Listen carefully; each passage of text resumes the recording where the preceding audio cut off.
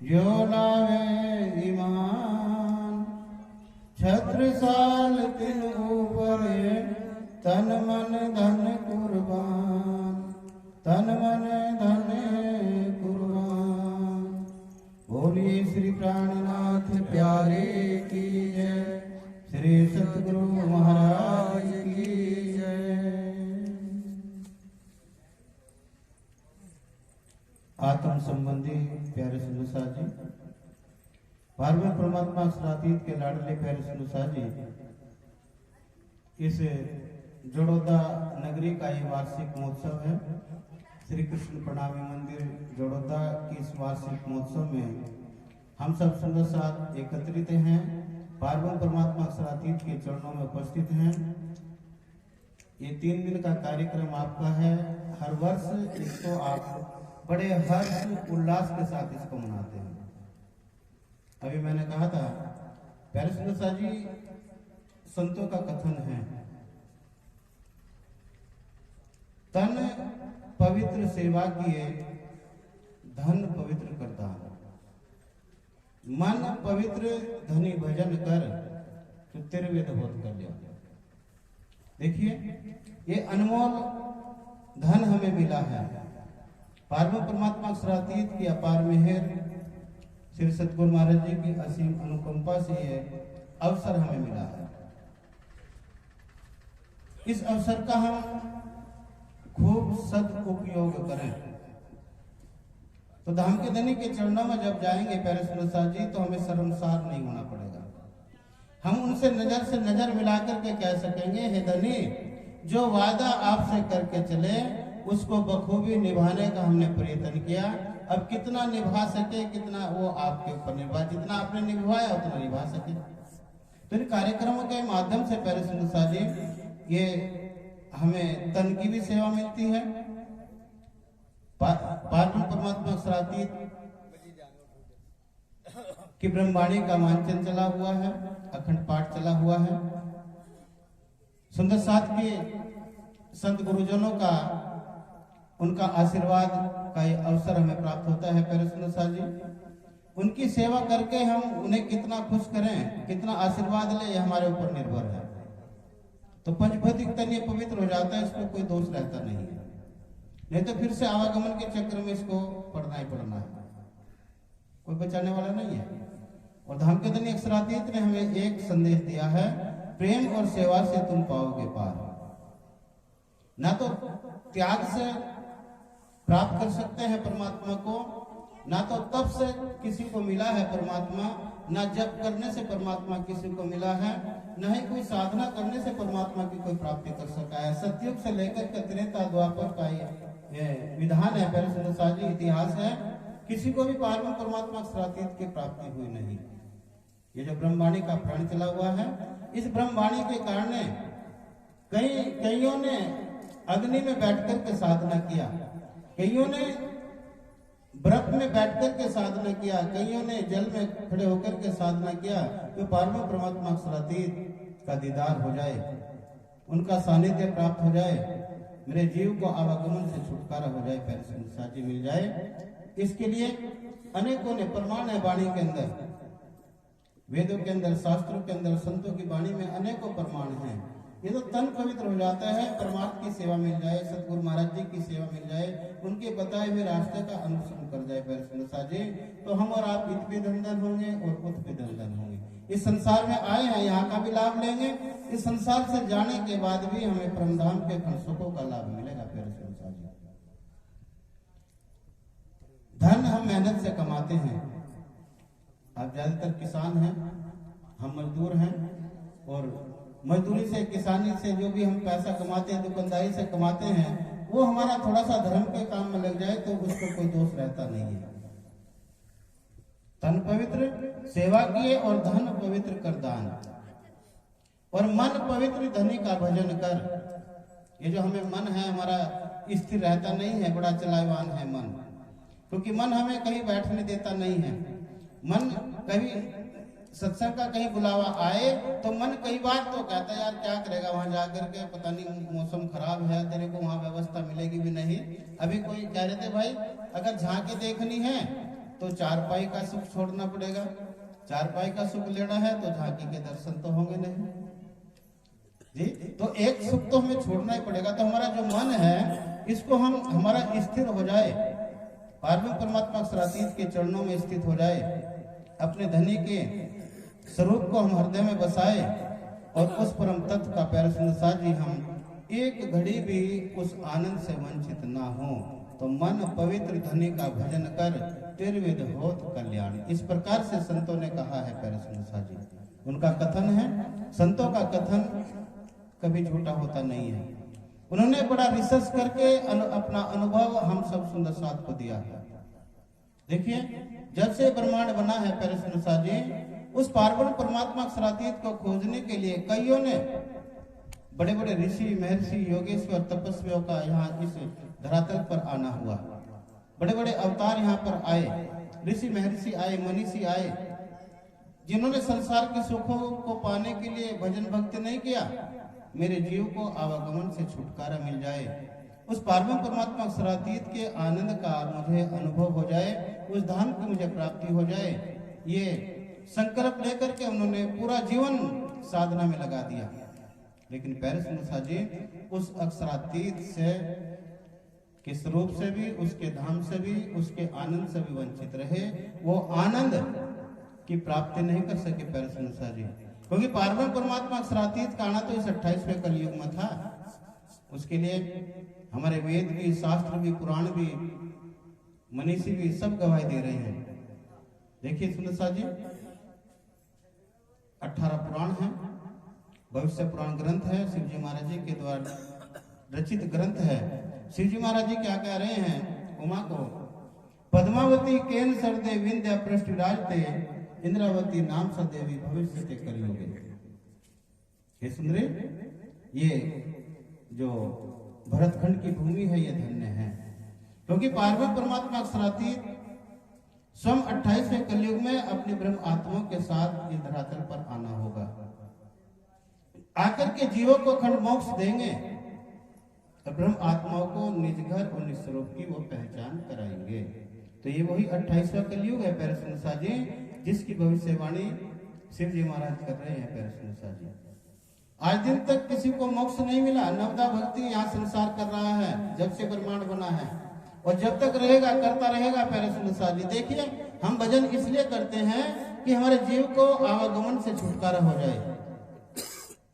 बार बार जन्म लेना, पुण्यति जन्म पुण्यति मरणम से हमारे जीव को छुटकारा मिल जाए, इसलिए हम भजन करते हैं, इसलिए हम भजन भक्ति करते हैं प्यारे सुंदर साथ जी।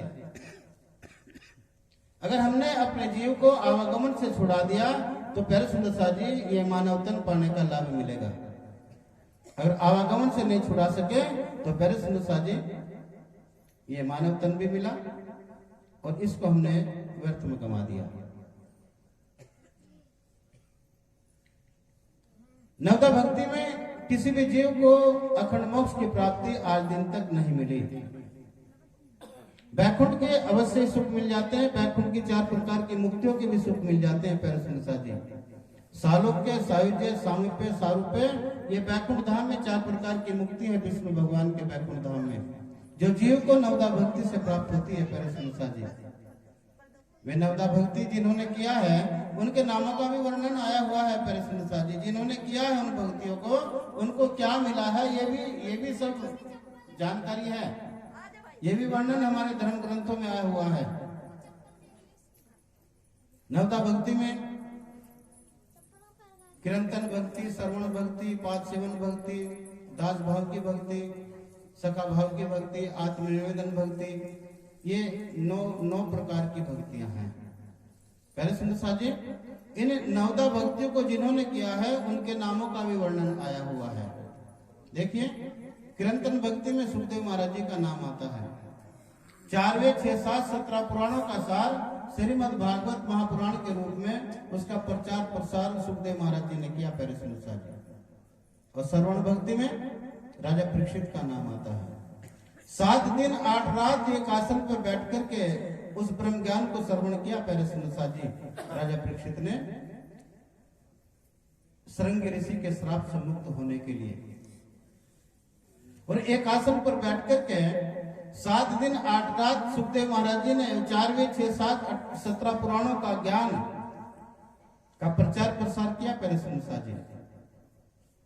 उन ज्ञान को सुनने का इतना लाभ है कि राजा परीक्षित नरकों में जाने की बजाय वैकुंठ की 4 प्रकार की मुक्तियों का सुख मिला। राजा परीक्षित को सुनने का इतना लाभ है। उन मुक्तियों का सुख भोगने के बाद भी जीव को कर्मों के अनुसार किसी योनि में आना पड़ता है। गीता में भगवान श्री कृष्ण कह रहे हैं, अर्जुन यह जीव का आवागमन चला हुआ है। जीव जैसे जैसे कर्म करता है उसका फल भोगने के लिए फिर से उसको आना पड़ता है। यहाँ पर पहले साजी ऐसा नहीं है कि मानव ही कर्म करता है। 84 लाख योनियों के जीव सभी कर्म करते हैं, जिसका भी जैसा भाव है, जैसा उसका है, सब कोई कर्म करते हैं। हमारे गाय है भैंस है वो कर्म नहीं कर रही है क्या? बैल है बेचारे आज तक तो कम हो गए लेकिन वो भी कर्म कर रहे हैं। सबका अपना अपना कर्मों के अनुसार उसको सुखों को भोगता है जीव और कर्मों के अनुसार ही दुखों को भोगता है। 3 प्रकार से कर्म होते हैं। कर्म करने का 3 भाव होता है, उसको ही हम भाग्य का नाम दे देते हैं। कर्म पहले तो जानना है कि कर्म की उत्पत्ति कहां से हुई, कर्म बनता कैसे है, कर्म पैदा कैसे होता है। मन के अहंकार से कर्म की उत्पत्ति होती है। मन में कोई भी आपके विचार आया, उस पर संकल्प विकल्प हुआ और वो जो है ना आपने कि ये कार्य करना ही है, तो कर्म जो है उत्पन्न हो गया, कर्म की उत्पत्ति हो गई। कर्म जो किया जाता है पंच भौतिक तन के द्वारा होता है। कर्ता ये तन है और इसका जो अनुभव होता है वो इस पंच भौतिक तन के अंदर जो चेतन तत्व जीव है उसका अनुभव करता है। सुख का, दुख का, हानि का, लाभ का, गर्मी का, सर्दी का, भूख का, प्यास का। इसी प्रकार से जी 3 भाव से कर्म होता है। एक कर्म प्रारब्ध, एक का है सिंचित और एक होता है क्रियमान। प्रारब्ध उसको कहा है जो हमारा पिछला बैंक बैलेंस पड़ा हुआ है, उसको आकर के जीव किसी योनि में उसको भोगता है, सुख के रूप में, दुख के रूप में। वह हमारा प्रारब्ध है।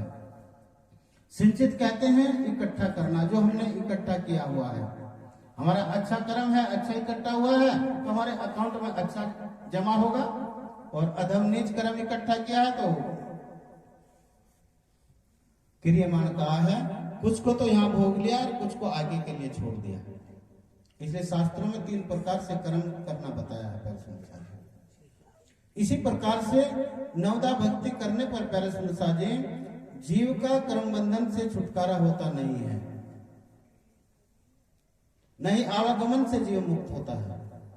स्वर्ग वैकुंठ के सुख मिल जाएंगे, संसार का वैभव आपको प्राप्त हो जाएगा, यहाँ का मार्गदर्शन आपको, जीवन अपने खूब सुचारू रूप से आप जियोगे, ये ज्ञान आपको मिल जाएगा। लेकिन आवागमन से छुटकारा होगा नहीं है, कर्म बंधन से छुटकारा होगा नहीं है। कर्म बंधन से छुटकारा पाने के लिए एकमात्र रास्ता है पारम परमात्मा अक्षरातीत की शरणागत। ब्रह्मवाणी पर हम विचार करें। ब्रह्मवाणी में स्वामी जी कह रहे हैं, जिसका अखंड पाठ चला हुआ है, करने कर्म कछु ना रहा धने बड़े करपाल, सो बुद्ध जी ने मारिया जो त्रिलोकी का विकाल। बेशक इलम है, अखंड वाणी है, संशय की कोई गुंजाइश नहीं है। पारम परमात्मा अक्षरातीत सतगुरु महाराज जी ने हमारे आत्म का संबंध अक्षरातीत के साथ जोड़ा है, किसी देवी देवता के साथ जोड़ा नहीं है, किसी पीर पैगंबर के साथ नहीं जोड़ा है, ब्रह्मा विष्णु महेश के साथ जोड़ा नहीं है। पैरसमसा जी अक्षरातीत के साथ जोड़ा है, सच्चिदानंद के साथ जोड़ा है, जो आनंदमय स्वरूप है उसके साथ जोड़ा है। जो पारम परमात्मा अक्षरातीत की शरण में आ जाता है उस जीव का कर्म बंधन से छुटकारा हो जाता है। क्यों? क्योंकि पैरसमसा जी जब तक हम संसार की भक्ति कर रहे हैं, संसार का ज्ञान ले रहे हैं, ये मकान मेरा है, ये दुकान मेरी है, जमीन मेरी है, बेटा मेरा है, बेटे के लिए पढ़ा लिखा, उसको बड़ा डॉक्टर बना, इंजीनियर बना, बड़ा अधिकारी बना दिया, ये मैंने किया। और जब अक्षरातीत सतगुरु महाराज जी के सानिध्य आ जाता है तो जाने तेरा काम। भाव बदल जाता है ऑटोमेटिक। क्या ये जो तन मिला है पारब्रह्म परमात्मा अक्षरातीत ने मुझे ये परिवार की सेवा के लिए दिया है, वो मेरे द्वारा करवा रहे हैं, मैं कर रहा हूं। और जब तक मैं कर रहा हूं और जब क्या भाव है, और जब तक वो करा रहे हैं, इसी प्रकार से प्यारे सुनसा जी स्वामी जी कह रहे करने कर्म का चुनाना, उस जीव का कर्म बंधन छूट जाता है। क्यों? क्योंकि सतगुरु महाराज जी आपने मुझे परिवार की सेवा दिया है, मेरे द्वारा आप करा रहे हैं। तन को माध्यम आपने बनाया है, मेरे द्वारा आप करा रहे हैं, मैं कर रहा हूं, आपकी सेवा कर रहा हूं। तो जीव का कर्म बंधन सब मुक्त हो जाता है। पैर सो बुद्ध जी ने मारिया जो त्रिलोकी का भी काल, जो त्रिलोकी के काल का हरण करने वाला है उसको भी स्वामी जी ने समाप्त कर दिया होता है। इसी प्रकार से पहले सुनसा जी जितनी भी 9 प्रकार की भक्ति है उनको करने का 3 भाव हमारा होता है। एक भाव होता है पुष्टि, एक भाव होता है मर्यादा और एक भाव होता है परवाह। नवता भक्ति 3 भाव से की जाती है। भाव तो अनेक हो जाते हैं लेकिन मुख्य भाव 3 बताए हैं। हम किसी भी इष्ट की अपने घर में आराधना कर रहे हैं, भक्ति कर रहे हैं, पुष्टि समर्पण भाव को कहा है। पुष्टि भाव, समर्पण भाव, एक के प्रति पैरसुनसा जी दूसरे की अपने मन में कभी परछाई भी ना आ जाए, एक के प्रति समर्पण भाव को कहा है पुष्टि भाव, समर्पण भाव। एक होता है मर्यादा भाव। दादी प्रणामी थी, महाराज जी दादी तो पूरी होगी, अब सेवा पूजा का क्या करें भाई, वह सेवा पूजा हमें दे दी भाई। महाराज जी हमारी दादी भी प्रणामी थी और वह भी शेरपुर जाया करती भंडारे में, तो आप भी चले जाया करो भाई। अजी बस भाई चले जाया करती ट्रैक्टर में बैठ करके, छोटा सा गाँव में ले जाया करते। उनका मर्यादा का पालन कर रहे हैं। ये हम विचार नहीं करते कि हमारे बुजुर्ग किस आराध्य, किस इष्ट की सेवा कर रहे हैं, उस इष्ट का की सेवा करने का लाभ क्या है, उसका भजन करने का क्या लाभ है, भक्ति करने का क्या लाभ है, हम इस पर विचार करते नहीं। हमारी दादी प्रणामी थी, पापा जी प्रणामी थे, माता जी प्रणामी थी, बस हम भी प्रणामी हैं। मर्यादा, मर्यादा भाव, मर्यादा को अगर उस पर विचार करना है तो पैरसुनसा जी मर्यादा पुरुषोत्तम रामचंद्र जी से हमें उनकी सीख लेना होगा। रामचंद्र जी जो थे विष्णु भगवान के की 12 कला लेकर के यहाँ संसार में त्रेता युग में आना हुआ।